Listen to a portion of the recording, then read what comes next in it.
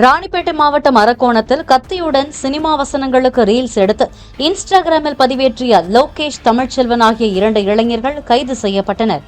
கைதான இருவர் மீதும் போலீசார் தடை செய்யப்பட்ட ஆயுதங்களை பயன்படுத்தி பொதுமக்களை அச்சுறுத்தியதாக வழக்கு பதிவு செய்துள்ளனர்.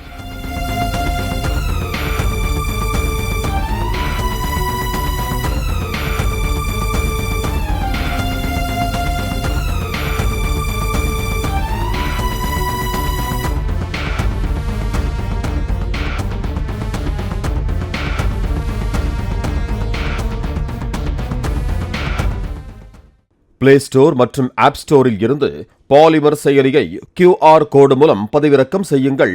செய்திகளை உடனுக்குடன் பெறுங்கள்.